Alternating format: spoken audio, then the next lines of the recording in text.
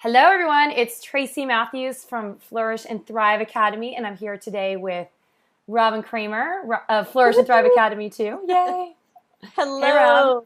Hi. Yay! I love doing these little Skype interviews with you. So I know.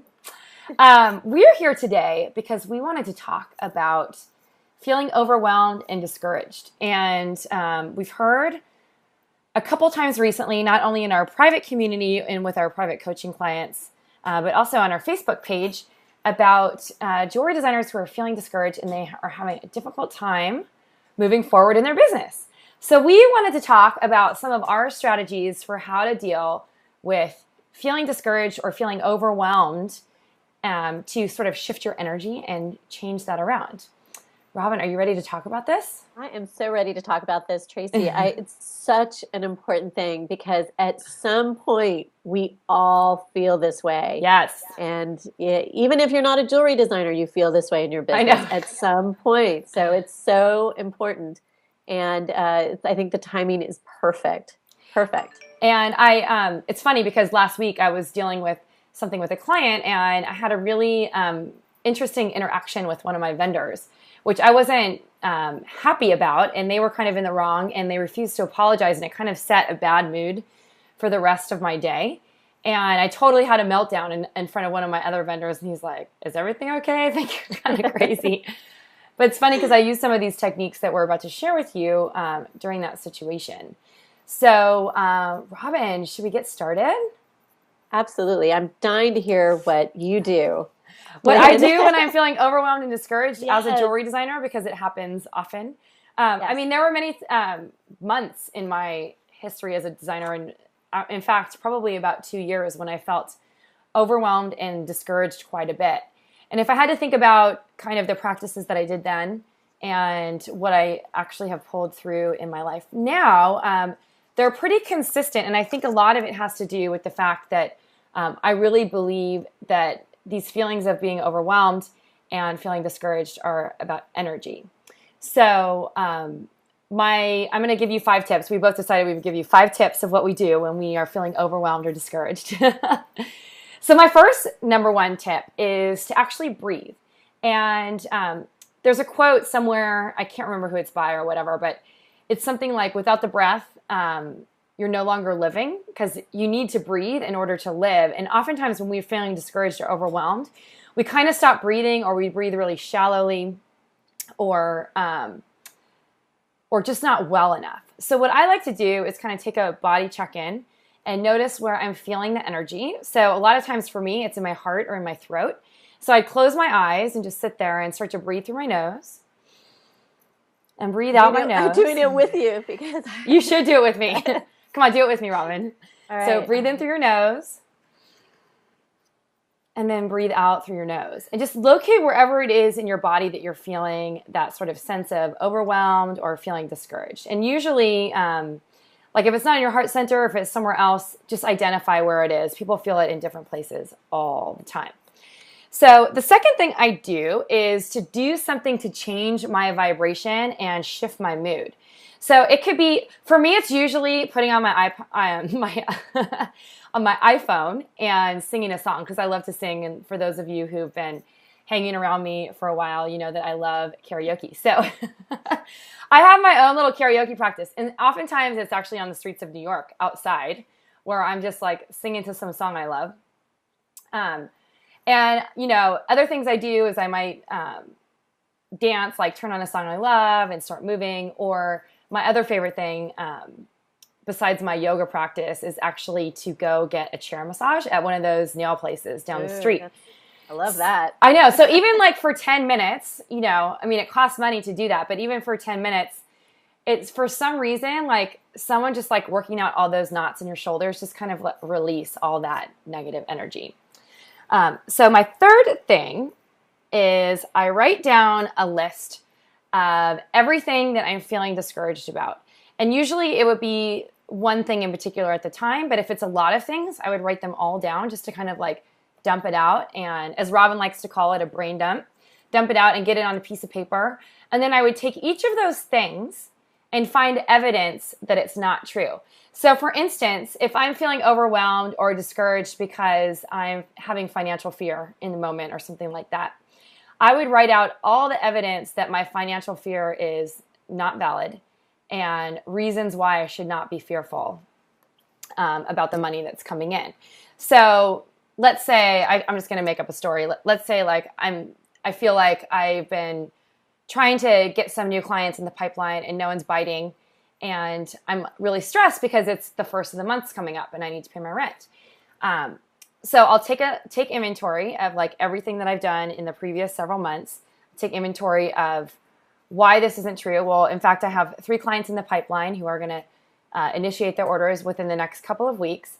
I've saved extra money because I know the summertime is slower to prepare for this downturn, if there is one, just saying that could possibly be the case. And I have 3 clients who emailed me saying that they want to purchase tomorrow. And I also have another client who has to pay their final deposit on their custom ring project. So, I would collect all those things and find evidence that whatever it is that I'm feeling discouraged about is not true. It's actually a really useful tool, so I would highly recommend using that. And then my final thing is that I would, actually it's not my final thing because I just see now that I'm looking down at my list that I skipped something. So my 4th thing would be saying affirmations, which if you're a part of the Flourish and Thrive communities and you've done any of our courses, we are big on affirmations and stating what it is that you want in your life rather than focusing on what it is that you don't have. So an affirmation might look like I have all the money that I need to survive, or I have abundant income, or you can get really specific. I am earning X amount of dollars this month, and I have more than enough money to pay my bills and save for the future. So it could be anything. You can get really specific. I have a very detailed one that I'm not going to share right now because it's a little bit long that I use on a daily basis. That is a great, great practice. And then the final thing, which I kind of skipped over, that kind of goes hand in hand with breathing, is to develop a meditation practice, which I think is really important. There are going to be many times in our lives that we're going to feel overwhelmed or discouraged. Sometimes it might be on a weekly or a daily basis. I feel overwhelmed or discouraged probably every day for one reason or another. It could be something that's going on with my personal life. It could be something that's going on in my business. It could be a frustration I'm having with a family member. It could be a majority of things, right? It could be that someone bumped into me on the street and wasn't paying attention, or whatever it is. There's a lot of reasons that you might feel overwhelmed. What I have found as a yoga instructor and someone who has been really deep into her meditation practice for several years now is that having a daily meditation practice is the most useful tool that I have to staying grounded and to letting go of energy that doesn't work. And all it really requires is potentially like 5 minutes a day. And what I like to do, just to get it over with, because I'm a morning person anyway, I feel like sitting up in your bed as soon as you wake up, especially if you're new to a meditation practice, and just close your eyes and you can put on either a guided meditation or you can put on some soothing music and just listen to that and go inside. And all you need to do is pay attention to your breath. That's all meditation is. I hear from a lot of people, I don't know how to meditate, or it's so hard to meditate, blah, blah, blah, blah, blah. Well, all it is really is observing your breath. So those are my 5 tips. And Robin, I'm really excited to hear about your 5 tips. What are those? Well, Tracy, first I have to thank you because I always learn something from you, and I've known you for years, but I always get these nuggets of great information that it helps remind me. It's like, oh yeah, I haven't done my meditation for the last few days, and I'm sick, so it kind of like I need it more because I'm so frustrated about not being able to breathe. I know. Well, you can breathe through your mouth. You're allowed to breathe through your mouth for this meditation practice. That's what I was doing. Until your sinuses clear up, right? Exactly. So, so what I really, really related to a lot of what you were saying. For me, it's the kind of like act of turning off my phone and off my computer and just taking a walk, be it a couple minutes or like you said, for you going to get a chair massage. I totally relate with that. Yeah. Like just getting out of that space. Stepping away, right? Stepping away. Absolutely. You are really good at that. I need to do that more often. And for me too, taking a look, I'm a list maker, you know that. And yeah. if I look at everything I have to do, that just feeds into my overwhelm even more. Or can really get discouraged because I was like, oh, I haven't done that yet. Or yeah, someone once shared with me a long time ago, take the 3 top things that have to get done and do them, take action on them. That's a great point. 3 is a heck of a lot better than 50. It's true. And the other thing too that I do is, and we do this with each other, but I have an accountability partner in addition to having you, but I have somebody who I will call and say, I need to be held accountable for this. And I'm going to tell you what I'm going to do. And commit to doing those 3 things that are on that list. So somehow that just having somebody kind of on my side who wants me to accomplish things and kind of, as win, not to quote Charlie Sheen, but to make sure I'm winning. And so that helps me because that accountability partner is like, great, I'm going to check in with you. Mm-hmm. What can I do to support you? And it kind of takes a little bit of that I'm all alone feeling out of it. And also I like to write a gratitude list. And my gratitude list is very, very simple. I'm, or not so simple. I'm grateful I have a roof over my head. I'm grateful I have amazing friends. I'm grateful I'm doing a job that I really love. Right. So it's going back to simplifying, which I think going back to the meditation and the breathing and doing those things, it's like simplifying, kind of chilling myself out of like, oh, it's not as crazy as I think it is. And also some of the things that I do as far as clients are concerned is I'm reconnecting. I'll pick up the phone. I'm a phone person. So I pick up the phone and I connect with clients that I know have succeeded with my help. Or, maybe I connect with a buyer I haven't talked to in a long time who, if I'm, some of the lines I still work with that I'll say, you haven't seen this new collection, or I thought of you because of X, Y, and Z. I'm reconnecting because if it's sales I need, the only way I'm going to get sales is by taking action on it. Right. And I think, I've talked about this. We have some amazing designers in our mastermind program, mm-hmm. and some of the frustration sometimes is like, the buyer doesn't want to see me, or I can't get in to show the line. It's a new buyer. What do I do? And it's just being true to who you are and being consistent and committed. Those are the 2 things. And so if you call up, you're not going to bug somebody, but be really consistent with it and try and connect with the assistant who picks up if that's the case.